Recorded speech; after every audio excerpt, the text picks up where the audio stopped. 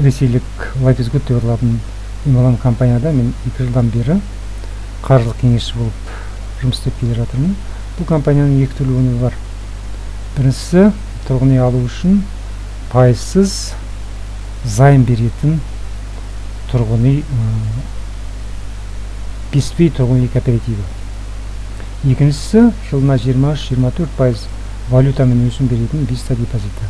Бұл екі өнімнің екеуіне де қазір сұраныс жыл сайын артып келе жатыр. Адамдар көп кіріп жатыр компанияға, компанияға. Енді осы екі өнімнің екеуін пайдалана отырып, тұрғын үй мәселесін шешудің бір тиімді жолын туралы мен әңгіме еттім. Қалай шешуге болады? Баспаналы болу. Баспанасы жоқ адамдардың қазір баспаналы болу үшін ұсынып жатқан ұсыныстар бар, әрине жоқ емес. Ол жаңағы екінші деңгейлі банктердің бәрі дерлік көпшілігі ипотекалық кредит береді. Тұрғын үй алу үшін тұрғын үй жинақ банкі бар, оған қоса және тұрғын үй кооперативтері бар, соңғы кездерде шығып жатыр. Бірақ ипотекалық кредиттің өсім пайызы жоғары болғандықтан өте қымбатқа түседі. Сосын тұрғын үй жинақ банкі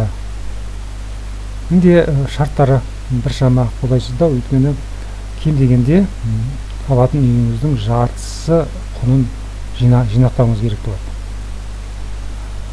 Ол енді өте қиын, біраз уақытты қажет етеді. Мен сіздерге қазір ұсынып отырған мына тәсіл, бұл да осы жаңағы Life is Good компаниясының бір өнімі болып табылатын Vista депозитін пайдаланып, қажетті сомада алғашқы жарнаны жинау. Қалай жинауға болады, сол туралы әңгіме етпекпін. Мынау Vista депозитіне арналған менің калькуляторым. Осы калькуляторда енді қазір біз қарайық, мінекей.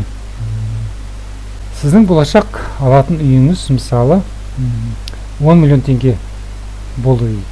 10 миллион теңгеге үй сатып аламын деп, мысалы өзіңіз жоспарладыңыз дейік. Енді мына жерге мінекей жазып қойдым. Мысалы 10 миллион теңге, 10 миллион теңгеге үй аласыз, сіз үй алуды жоспарлап отырсыз дейік. Мінекей енді бірінші жаңағы Life is Good компаниясының өнім болып табылатын Беспей кооперативіне кіру үшін 35% ақшаңызды алғашқы жарна ретінде құюыңыз қажет болады. Қалған 65%-ын кооператив береді, сол арқылы үй сатып алуыңыз керек болады. 35% бұл 3,5 миллион теңге. 35% мінекей, 35%-ды құюыңыз керек болады. Бірақ сізде ондай ақша жоқ. Енді не істеу керек? Сіз жинақтау жобасына қатысасыз. Жинақтау жобасына қатысасыз. Қатысу үшін сіз кооперативке бірінші кіруіңіз қажет болады. Кооперативке кіру үшін 2040 евро ақша төлеу керек қажет болады. 2040 евро салу керек болады.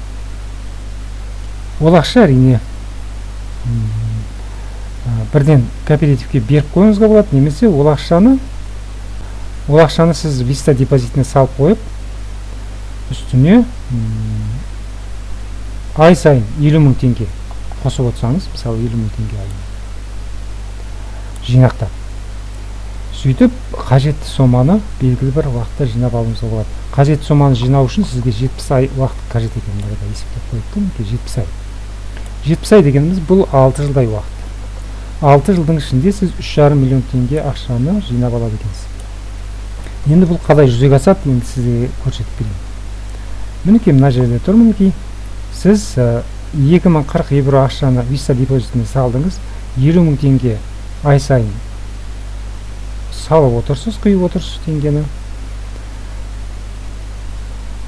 Сөйтіп 70 айдың ішінде сіздің ақшаңыз 12 миллион 352 мың теңгеге жетеді. 70 айдың ішінде, 6 жылдың ішінде. Оның 3,5 миллионы сіз алғашқы жарна ретінде мынау кооперативті алу үшін құясыз, саласыз. 6 жылдан кейін сөйтіп қалған жетпейтін соманы алып 10 миллион теңгеге үй сатып аласыз. Ал сіздің есеп шотыңызда жаңағы соны құйғаннан кейін 7.567.000 теңге ақша қалады екен. Бұл есепшот сіздің есепшотыңыз болып саналады. Ол айына 264.000 теңге ақша табыс түсіп тұрады екен. Ал сіз мына 10 миллион теңге үй сатып алғаннан кейін қайтару үшін ай сайын сіз 10 жыл бойы 64.000 теңге ақша төлеп отырасыз. Сонда мынау 264.000 теңге сізге пайда түсіріп отырады ай сайын 6 жылдан кейін. Сіз үйді сатып алдыңыз, займ алып 64.000 теңге ай сайын сіз займды қайтаруға төлеп отырасыз. 264.000-нің 64.000-ын осы займды жабуға беріп отырасыз да 200.000 теңге ақша сіздің қалтаңызда қалып отырады ай сайын.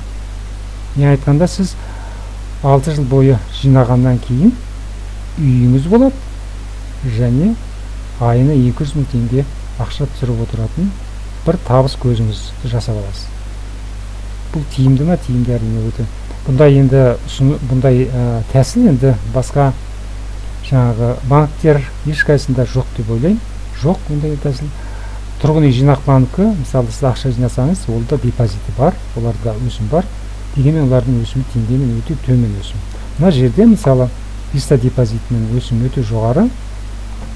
Сондықтан да сіздің салған ақшаңыз, ай сайын салып отырған ақшаңыздың өсімі өте жоғары болып, 6 жылдың ішінде мынаншама өсімге қол жеткізеді екен. Әрине, қай жолды таңдап аласыз? Әркімнің өз еркі.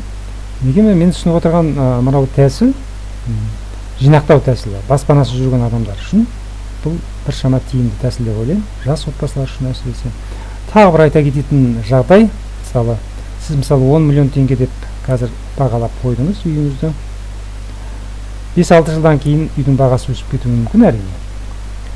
Ол кезде сізде мысалы 5-6 жылдың ішінде сіз 12 миллион теңге жинаған кезде сіз 10 миллион теңге емес, енді сіз 15 миллион, 17-18 миллион теңгеге үй алам деп жаңағы өзгертуіңізге болады.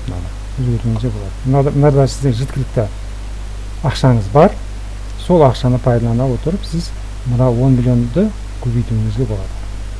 Не айтқанда бұның сондай бір икемді жақтары да бар.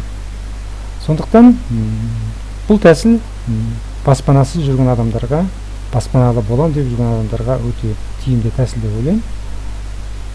Бар сіздің салатын шығыныңыз 2040 евроны төлеп, алғашқы жарнаны, алғашқы вступительный дейді, кіру жарнасын төлеп, кооперативке кіру, сөйтіп оның жинақтау жобасына қатысу.